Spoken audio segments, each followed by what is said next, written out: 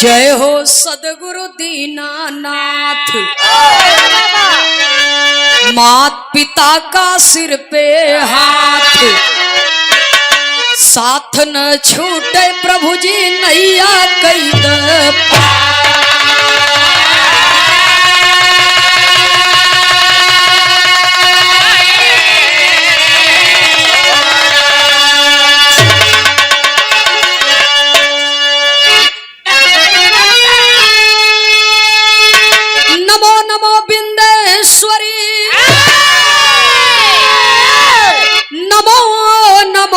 जगदम्ब। भक्त जनों के काज हित,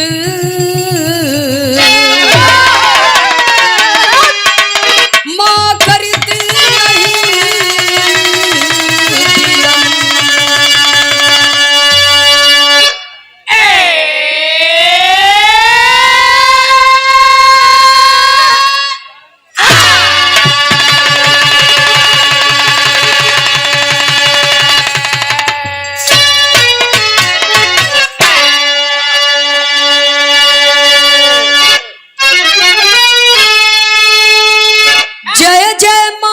सरस्वती। अब जय जय गुरु उपदेश,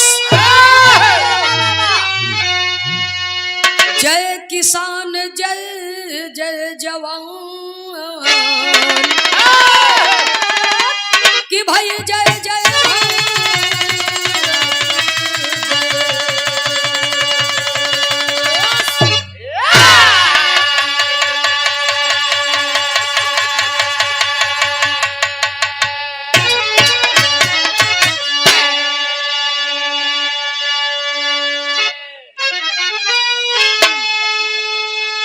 श्री गुरु चरण सरोज रज, मन का भरम मिटाए, पंचभूत के तन हृदय,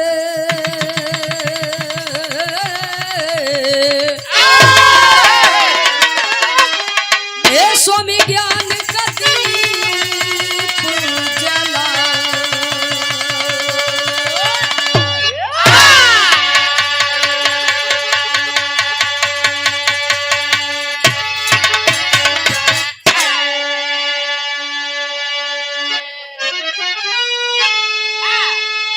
बंदहु राम हित सीताराम, भाई लाल जतन अभिराम,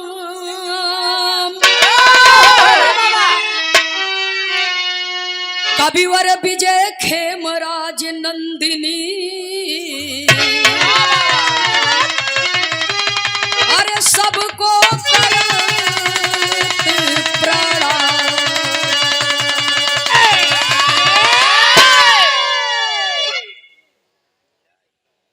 सूरदास जी। समय का अभाव है, जैसन देखे जैसन समझे वैसन काम कर लेवे के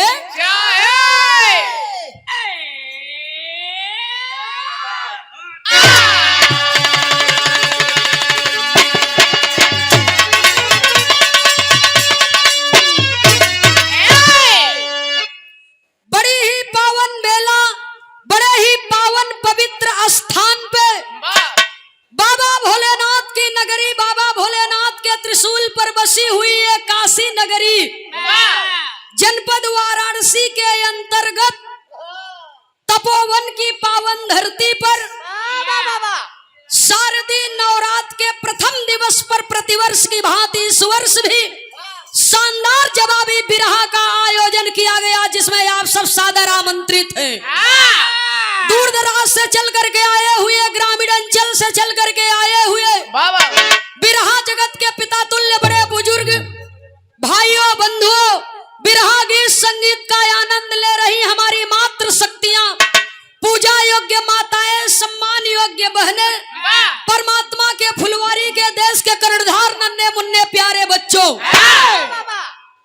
और आज के प्रतिद्वंदी कलाकार बिरहा जगत की बड़ी ही अच्छी कलाकार, शानदार कलाकार है उजाला यादव जी आजमगढ़ से, एंड पार्टी जी को। और अभी अभी आगमन हुआ है हम कलाकारों के अभिभावक। जहां तक बिरहा की दुनिया है वहां तक आपका नाम है, आपका सम्मान है, और आज आप ही की देन है कि हम दोनों कलाकार इस मंच पर आए हुए हैं।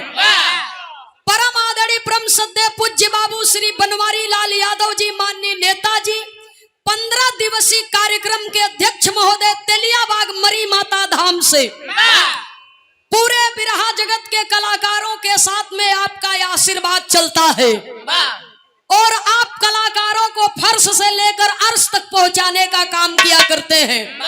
सरदारों के सरदार परम आदरणीय परम सद्य परम पूज्य श्रीमान जवाहिर सरदार जी, आपके द्वारा फोन गया, इस कार्यक्रम की सूचना दी गई। आप यहाँ पर उपस्थित हैं और हिंद केसरी पहलवान पूज्य बाबू श्री लाल जी यादव पहलवान बाबू बरईछा तेवर से, आप उनके बड़े भ्राता श्री हैं श्रीनाथ यादव जी, मन्नू यादव जी यक्था से, और हमारे बड़े भैया जी आनंद बहादुर यादव जी, और पूज्य बाबू श्री बनवारी लाल यादव जी माननीय नेताजी के साथ में बाबू जवाहिर सरदार जी के साथ में हमारे बुद्धू सरदार जी यहाँ पर उपस्थित हैं, और बाबू मन्नू लाल यादव जी के साथ में हरदम चलने का काम किया करते हैं। पहचाना सबके है, समय का अभाव है। पहचाना सब का लेकिन चिन्हत ना है। ऐसन बात तोहरे जैसन स्वार्थी मनई जमाने में ढूंढे न मिली सूरदास जी। हम स्वार्थी है हो। तब का है? अरे बा स्वार्थी न होता तो हमारे संगे चौकी पर न बैठा होता।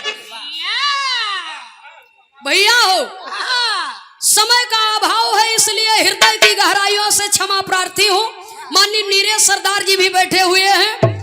बिरहा जगत के हृदय सम्राट श्रोता सज्जनों का मैं गायिका कुमारी सुमित्रा नंदनी इलाहाबाद प्रयाग की पावन धरती से बिरहा रंगमंच की ओर से, अपनी पार्टी की ओर से आप सभी श्रोता सज्जनों का हृदय की गहराइयों से हाथ जोड़ करके एक ही स्वर में हार्दिक स्वागत अभिनंदन वंदन करती हूँ। बहुत बहुत सादर नमन है।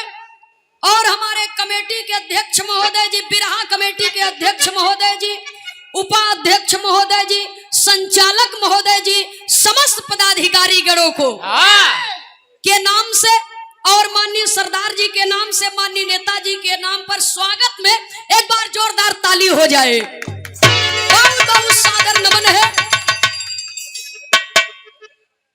बहुत सुंदर गीत आप सबने सुना।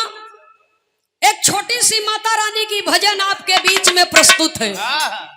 मास्टर साहब को गीत का लाइन बता क्या हुआ?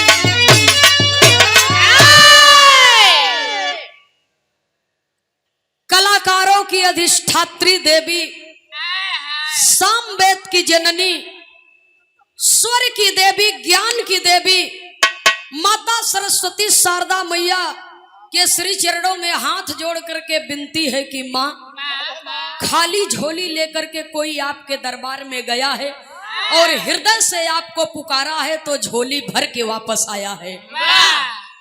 आपके चरणों में आस लगी है माँ। कवि को संकेत करना पड़ा, कहना है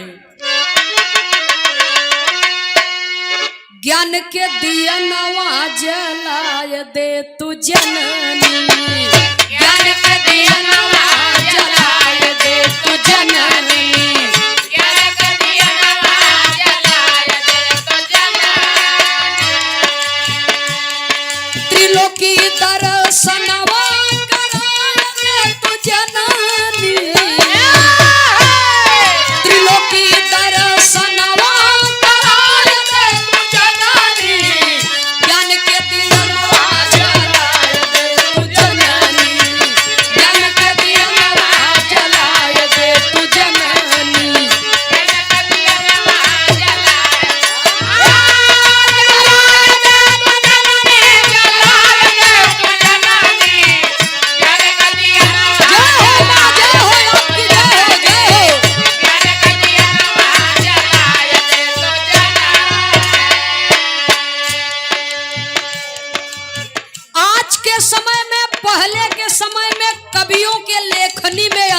है।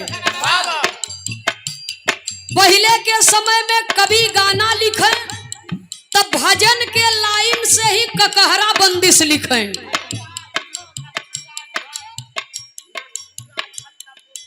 ई भैया माननीय नथु राजभर जी तपोवन से सादर 51 रुपए का पुरस्कार किए हैं। बहुत बहुत सादर नमन आशीर्वाद की कामना है। आज के समय से पहले के समय से कवियों की लेखनी में अंतर है। आज की लेखनी कुछ और है, पहले के जमाने की लेखनी कुछ और थी। हमरे इलाहाबाद का ये पहचान बा। भजन का लाइन लिखी गई बा सीधा ककहरा तो सब गावत थी। क से शुरू करब तो ज्ञा तक जाए, ये उल्टा ककहरा से लिखा गया। उजाला जी यही बिरहा है, ये अपने पूर्वजों की धरोहर है।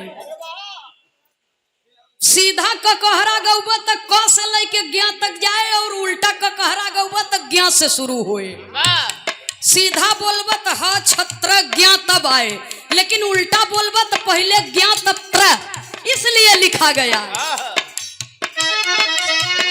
ज्ञान के दिया नवा जलाय दे तू जननी, ज्ञान के दिया नवा जलाय दे तू जननी, ज्ञान के दिया नवा जलाय दे तू जननी। त्रिलोकी दर्शनवा कराय दे तू जननी, त्रिलोकी दर्शनवा कराय दे तू जननी, ज्ञान के दिया नवा जलाय दे तू जननी, ज्ञान के दिया नवा जलाय दे तू जननी, जलाय दे तू जननी, ज्ञान के दिया नवा जलाय। जय हो मां, जय हो, आपकी जय हो। ज्ञान के दिया नवा जलाय दे तू जननी। माँ से कहना है कि माँ, आपके दरबार में ज्ञान और सत्य की ज्योति 24 घंटा जलती रहती है। जिसे भी उस ज्योति का प्रकाश मिला उसकी जिंदगी प्रकाशमय हो गई, उसका नाम युग युगांतर तक अमर हो गया। मेरे अंदर इतनी बड़ी क्षमता नहीं है कि मैं आपका भजन गाऊं और समाज के बीच में सुनाऊं। जो भी है सब आप ही का दिया हुआ है। पहले बंद में कभी लिखते हैं,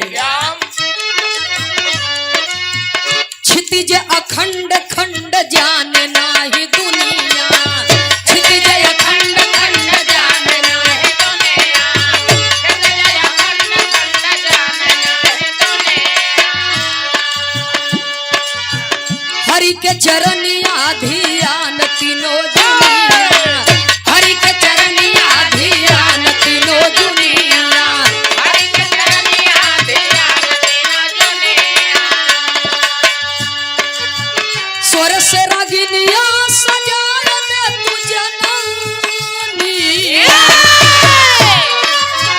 स्वर से रागिनिया सजाय दे तू जननी, ज्ञान के दिया नवा जलाय दे तू जननी, ज्ञान के दिया नवा जलाय दे तू जननी, जलाय दे तू जननी, ज्ञान के दिया नवा जलाय दे तू जननी, ज्ञान के दिया नवा जलाय दे तू जननी। माँ से कहना है कि माँ, आपके अलावा मेरा कोई नहीं है। बचपन से आपके चरणों में लगन लगी है। इंसान तो इंसान, देवता भी आपके चरणों में नतमस्तक होते हैं आपका दर्शन करने के लिए। आप चाहो तो राई से पर्वत कर दो, चाहो तो पर्वत को मिट्टी का ढेर बना दो। दूसरे बंद में कवि को लिखना पड़ा, कहना है बाबूजी,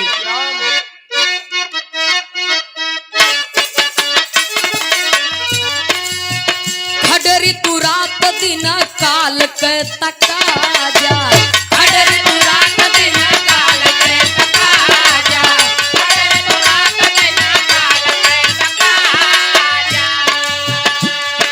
शीश धरू धराया के गीतिया गवा जा, शीश धरू धराया के गीतिया गवा जा, शीश धरू धराया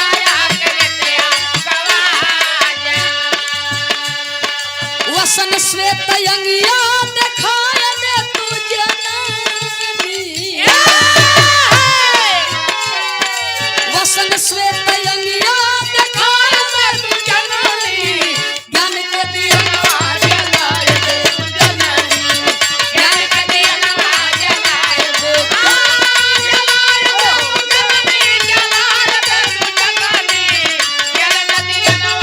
क्या हो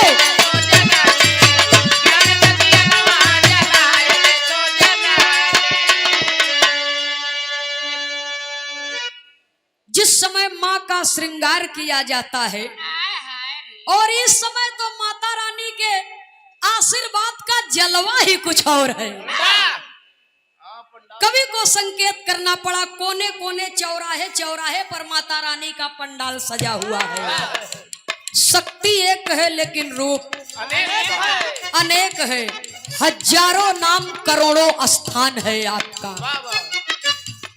कहीं माँ काली के नाम से पूजी जाती है, कहीं माँ शेरा वाली के नाम से पूजी जाती है और कहीं बीड़ा वाली के नाम से।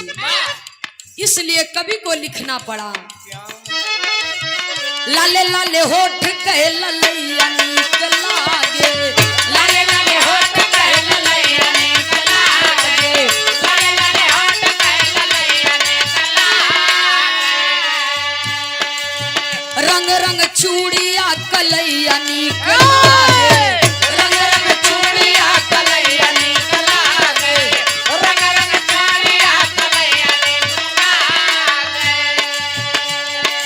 एही ठैया गीतिया गवार दे तू जननी, एही ठैया गीतिया गवार दे तू जननी, ज्ञान का दिया जलाए दे तू जननी, ज्ञान का दिया जलाए दे तू, जलाए दे तू जननी, जलाए दे तू जननी, जलाए दे तू जननी, ज्ञान का दिया जलाए दे तू जननी, ज्ञान का दिया जलाए दे तू जननी। माँ के श्रृंगार के विषय में कवि वर्णन करते हैं, लाले लाले होठ के ललैया निक लागे, रंग रंग चूड़िया कलैया निक लागे। माँ एक ही वरदान आपसे चाहिए, आपका आपके नाम का झंडा जैसे फहरता है, ये नंदनी आपके नाम का दिया हुआ, आपके आशीर्वाद दिया हुआ नाम है। तो इस नंदनी नाम की लालिमा भी आजीवन चमकती रहे और मर्यादा बची रहे। एक वरदान हम दे दी हूँ मावा, कैसे हमारा ढोल हमेशा बजे। तुहार बजते रही सूरदास जी, तोहार साथ रहे तो ऐसे बजौते रहा। बढ़िया बात, भगवान तो है सुखी रखें। अब ऐसे आगे कुछ न कहा, टाइम आई तो कह देबू हो, या वह टाइमियम जो आत है कहिया तू कहा। चिंता मत करे, आ जाए कहब, यही मंच पे बोलब। आखिरी लाइन में भजन के लाइन में कवि को संकेत करना पड़ा, भजन की लय बदल गई मास्टर साहब। समय का अभाव है, इसलिए माँ के गर्भ से जन्म मिला, जीवन जीने की शक्ति मिली, लेकिन इस जीव को मोह माया के बंधन से मुक्ति कौन देगा? आखिरी और अंतिम प्रमाण में खानदान के परिचय के साथ में लिखना पड़ा,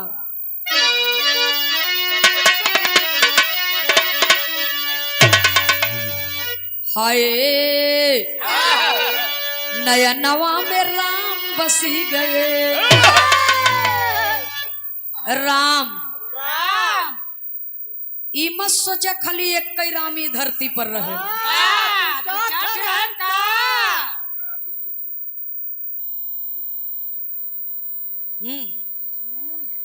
एक राम दशरथ का बेटा, एक राम घट घट में लेटा, एक राम दशरथ का बेटा, एक राम घट घट में लेटा, एक राम है जगत पसारा, एक राम है जग से न्यारा।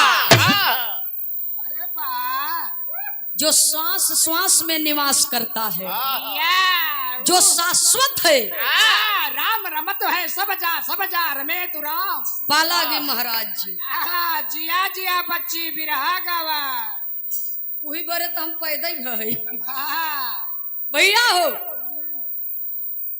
जो श्वास श्वास में निवास करता है, जो शाश्वत है, जौने दिन राम बाऊ तय दिन ही बोलत बा, जौने दिन राम निकल जाई वो दिन ही मरा मरा हो जाई। त राम के घट में खोजा संत लोग बताए, मठ में मत जा। आखिरी लाइन में कहना है रामा रामा रामा रामा अरे मोरे रामा नाया नावा में राम बसी गए।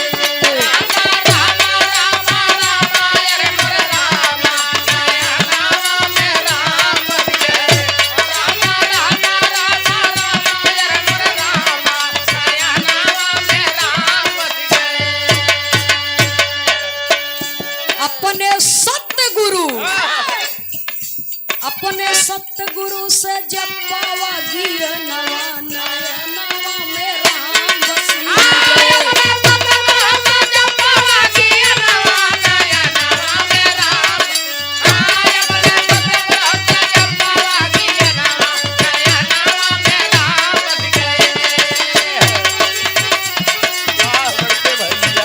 जय हो मालिक जय हो। सदगुरु में शक्ति बाटई कह गए दास पुकारे जी। बलिहारी गुरु हमें बताए दिए इशारा भाई जी। स्वामी जी है प्रभु हमारे सब में दिहे सवारी जी। अरे बार बार गुरुवर के सुमिरब ए भैया बार बार गुरुवर के सुमिरब ए तनई अरज हमारी जी। बार बार गुरुवर के सुमिरब ए तनई अरज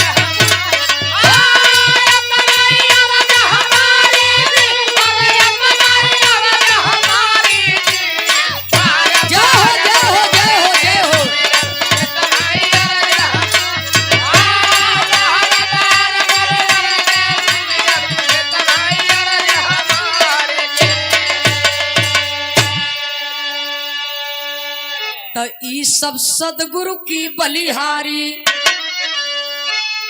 अरे ई सब सदगुरु की बलिहारी और हम पे दिए जदुइया डारी। नयनवा में राम बसी गए स्वर्गीय बाबा राम कैलाश के हरदम सदगुरु पर धियानवा नयनवा में राम बसी गए।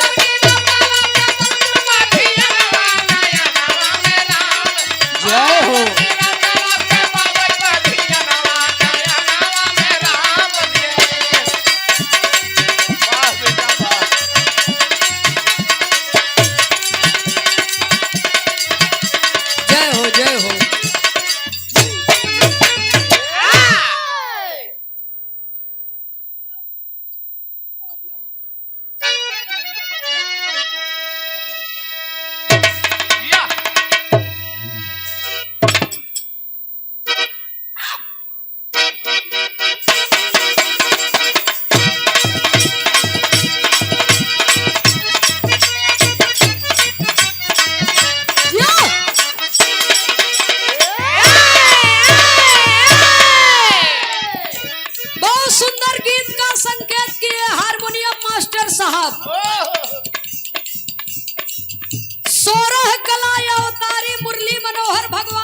कृष्ण कन्हैया जी के बाल्य अवस्था बा। सखी लोग कुल चिढ़ावत है कहा एक करियो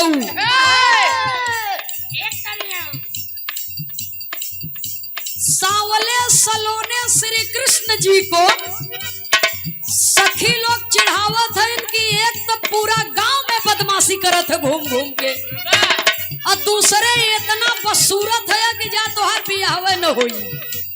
सखी लोग चिढ़ाई के कहत का है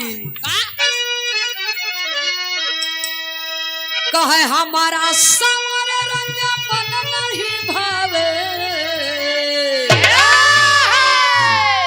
ए हो सावरिया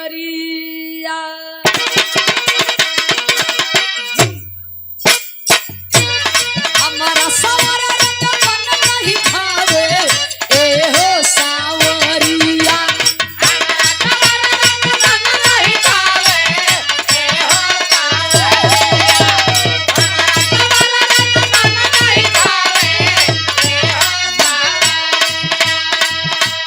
हमारा सावर रंग मन नहीं भावे ए हो सावरिया तो कन्हैया भगवान कहे दिलवा में जगह दे दा दिलवा में जगह दे दा कातरी गोर करिया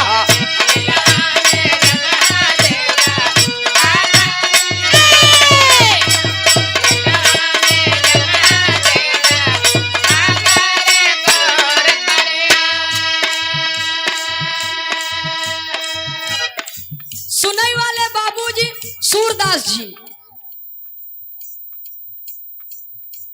बहुत सुंदर गीत अभी अभी आप लोगों ने उजाला जी के मुखार बिंदुओं से सुना है 900 गुंडा मर गईला झुलनिए तर दबाई के 900 गुंडा। हाँ हम तो सुना रहे कि 900 जहाज डूब गई बा वहीं झुलनिया। झुलनी बहुत कमाल करत है हाँ 2-4 फरुहा माटी से ना पटे हो। झुलनी बहुत कमाल करत है जहां जहां कमाल की है बहुत बवाल है। हाँ सुनई वाले बाबूजी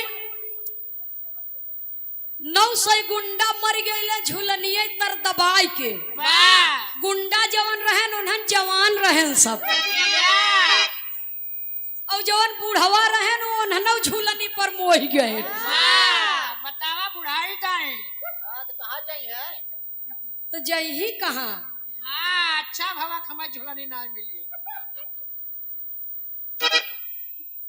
मिल जाए जो होत रहे ऐसे वाह निकुरा दरबा हल्दी जो हो। टक। भैया हो एक से बढ़ के एक गीत निकली बा ये दुनिया में वाह झूलनी पर हमारे यहाँ के स्वर्गीय हैदर उस्ताद गाना गाए रहे। एक झूलनी तो फेमस हो गई झकोरा मारे झूलनी और दूसरे की झूलनी पर स्वर्गीय रामदेव उस्ताद गायन झूलनी पे उड़ली जहाजिया उड़ादा हमार पाए जेब राजा हीरा एक झूलनी हम गावा तोरी झूलनी पे मरी गए उजाला हाय हाय रे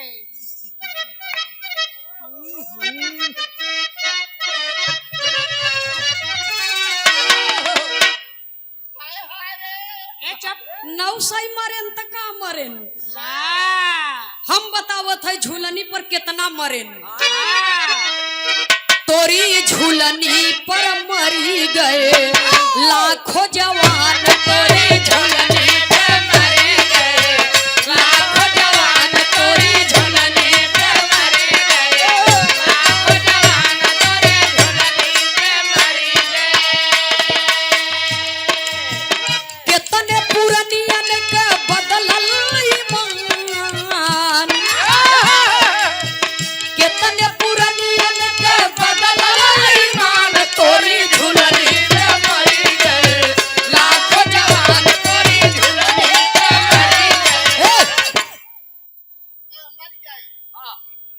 कहीं हम गावत है का हाँ ये हम खाली ऐसे ही बतावत है ती का हम बजावत है का तब का कह रहा है यहाँ ऐसे खाली ठोका था जेकर मन का ठोकवावे हमसे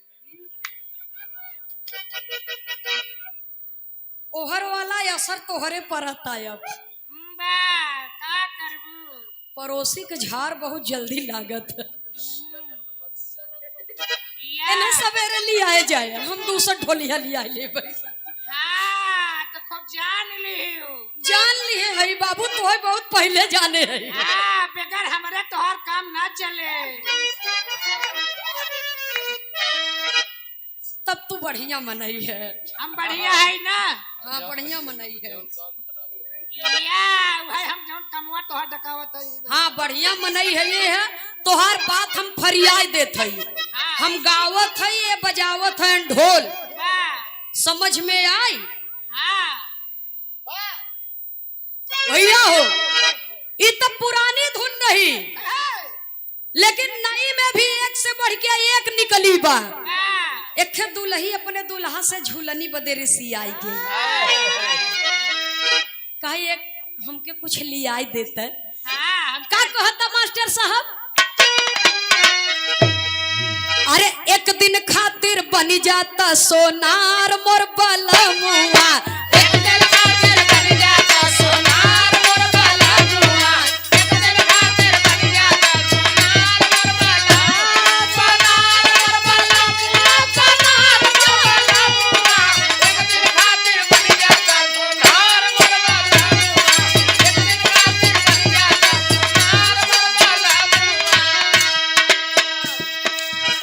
दुल्हा कहता कि कमाई के परिवार खियाया न पावत हई। जितना मिला बा उतने में तू खुश रह। कहता हम ही के नहीं तोहरे मायू बहनी के चाहे।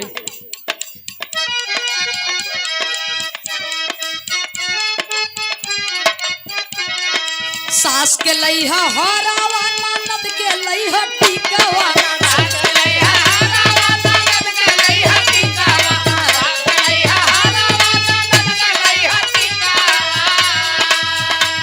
अरे हमारा खातिर झूलनी झोंकेदार ये बलमुआ। हमारा खातिर झूलनी झोंकेदार ये बलमुआ। हमारा खातिर झूलनी झोंकेदार ये बलमुआ। हमारा खातिर बनी जाता सोनार बलमुआ।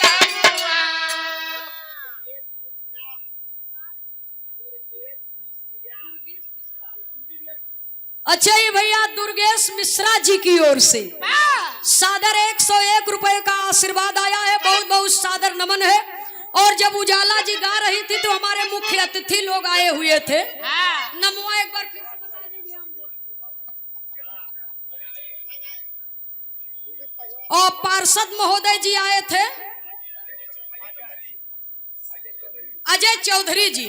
और आपने 501 रुपए का पुरस्कार दिए। और हमारे 3 मुख्य अतिथि महोदय, एक भोला जी थे, आपने 500 रुपए का पुरस्कार दिया।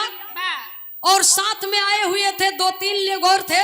सादर 500 रुपया पुरस्कार दे करके सम्मान किए। क्योंकि समय का अभाव था, मुख्य अतिथियों को और कहीं जाना था, इसलिए दोनों कलाकारों का सम्मान किए। आप सब बहुत बहुत हृदय की गहराइयों से नमन पहुंचे आपके श्री चरणों में। कछवा में 4 नवंबर को बिरहा का कार्यक्रम है। गायक संतोष यादव चुनार, गायिका रजनीगंधा बिहार। ये चुनार बिहार का मुकाबला बा 4 नवंबर के दिन में राती में।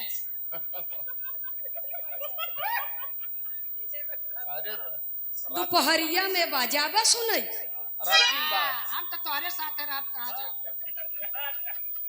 तो जब फिक्स है तब काहे जात है पाँव बढ़ावत है बेमतलब के। सादर 200 रुपया दे करके पुरस्कार किया। बहुत बहुत सादर नमन है आपको। सुनई वाले बाबूजी का कहता?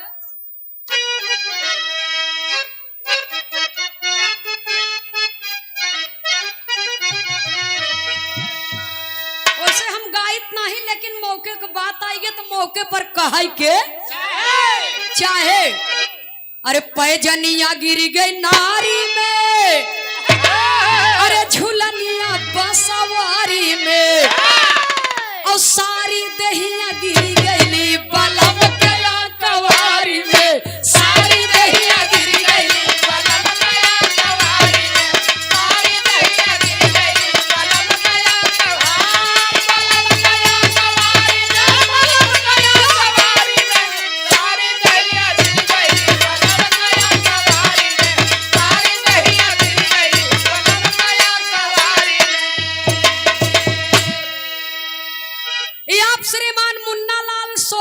जी, मुन्ना लाल सोनकर जी की ओर से सादर 101 रुपया देकर के सम्मान किया गया। जिभिया जर गईले जलेबी से पिया द पानिया, जिभिया जर गईले जलेबी से पिया द पानिया, जिभिया जर गईले तोहरो लोग के दिल लौटा बगवाई ले आज पिया द पानिया, ओ पिया द पानिया,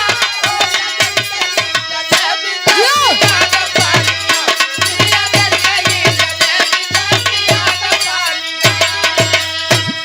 अरे गरम ही गरम रहे तेलवा में छानल, गरम रहे तेलवा में छानल, गरम रहे तेलवा में छानल। अरे कच्च दिन काट ले हली मन नहीं मानल, कच्च दिन काट ले हली मन नहीं मानल, अरे हीरा सोना पिया द पानिया हो, पिया द पानिया हो, तन पिया द पानिया, जिभिया जर गईले जलेबी से पिया द पानिया, जिभिया जर गईले सया जा पिया द पानिया, पिया द पानिया, ओ पिया द पानिया, पिया द पानिया, जिभिया जर गईले बढ़ जा पिया द पानिया, जिभिया जर गईले जलेबी यो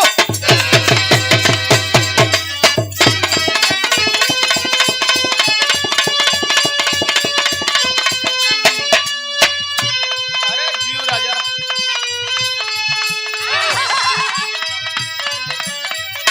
वाह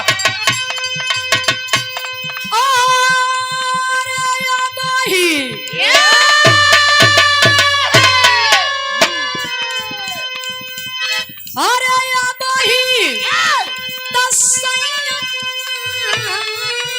मोरा,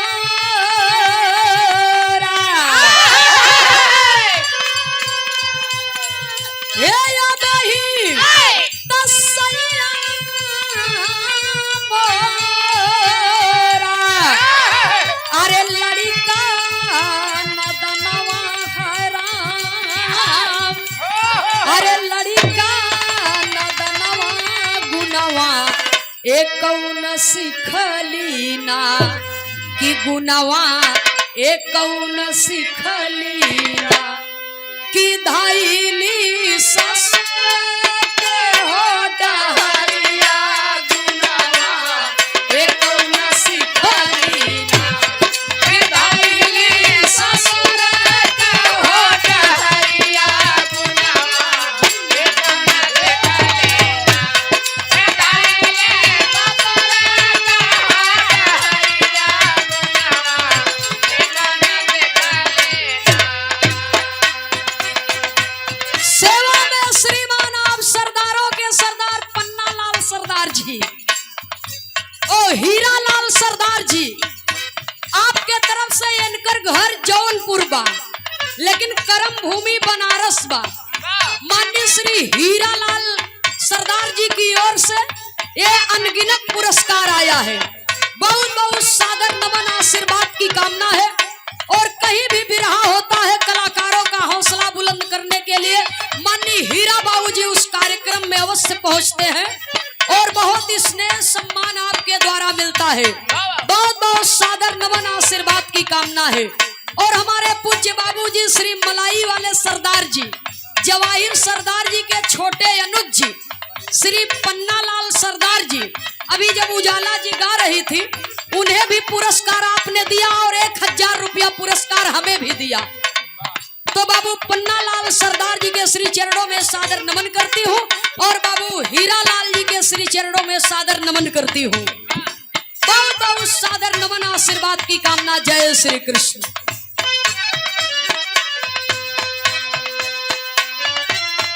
एक बन गईली, दुई बन गईली, तीसरे में बहुत कलेश हो।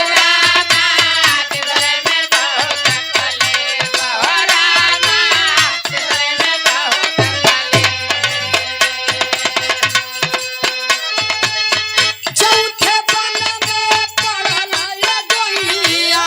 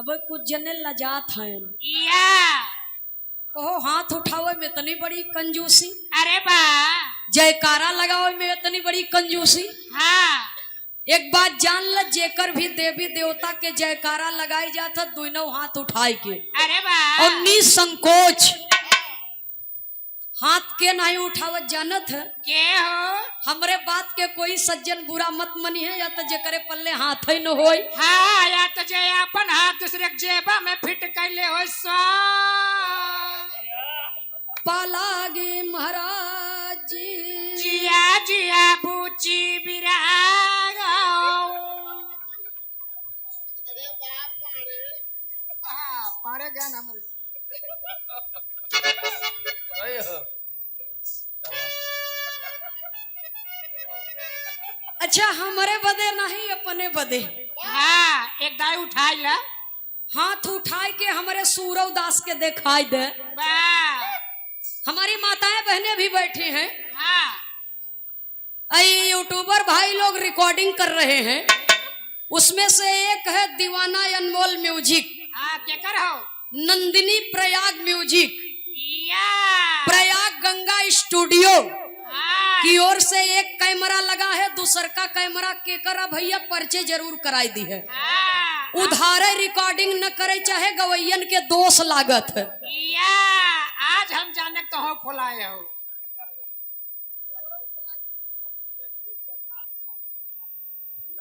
सेवा में श्रीमान बाबू रज्जू सरदार जी सारंग तालाब वाराणसी बा सादर 501 रुपया दे करके सम्मान किए। बहुत बहुत सादर नमन आशीर्वाद की कामना है। जय श्री कृष्ण। एक बार प्रेम से माता रानी के नाम से जयकारा लगाएंगे। एक बार प्रेम से बोलिए साचे दरबार की बोलिए हर हर महादेव। धन्यवाद।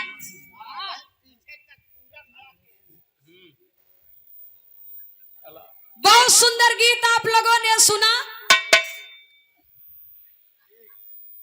राम केवल रावण को ही मारे तब्बई से नहीं, दुर्गा जी की पूजा सतयुग से होता।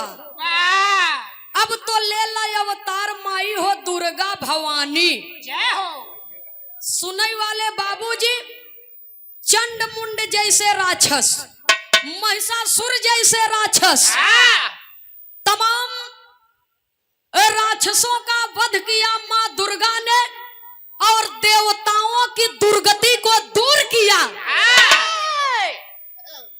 आदि शक्ति ने दुर्गा का रूप धारण करके देवताओं की दुर्गति को दूर किया। त्रिभुवन भैया, तब से लेकर के आज तक माता दुर्गा जी की पूजा होती चली आ रही है, सतयुग से लेके आज तक के। और अभी अभी आपने कहा भेद नहीं है, वेद में भेद है विद्वानों में। भभीषण सही सही राम को भाई रहे, सही हो चोरी से पहुंच गए रहे लंका में। हाँ ये सच्चाई है। या पहले चोरी होत रहा चोरी कब नहीं भाई मास्टर साहब, हाय हाय चोरी तो तब से होता जब से इस सृष्टि रची गई बा। हाँ तो जब दुर्गा अवतार ले रही आदि शक्ति देवी माता पार्वती, तब से लिखा गया रहा 9 दिन नवरात्र का बेला लागे तोहरे दुआरे मेला। अब भक्त करे जय जयकार माई दुर्गा भवानी, अब तो ले ल अवतार माई दुर्गा भवानी। लोकगीत आप लोगों ने सुना माता रानी के बखान, और राम माता रानी के आशीर्वाद से रावण का संहार किए, लंका की नगरी पर धर्म की स्थापना हुई। कस भैया हालो, लंका की नगरी पर धर्म की स्थापना हुई। और उस समय माँ अपने बेटे की परीक्षा लेने के लिए, भक्त की परीक्षा लेने के लिए खतौनी बरियार बा, हम देखत है यहाँ से।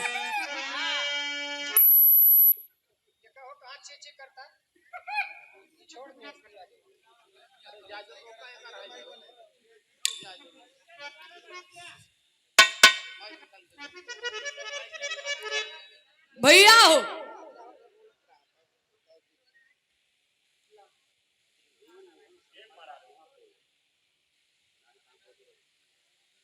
और आप कछवा की पावन धरती से चल करके आए हैं।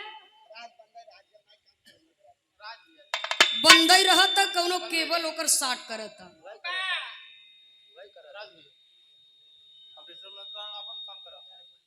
माननीय श्री त्रिभुवन नाथ शर्मा जी जो बरेन कछवा की पावन धरती से चल करके आए हैं और कछवा की पावन धरती पर आपके द्वारा हमने 2-3 कार्यक्रम गाया और बहुत ही शानदार कार्यक्रम रहा।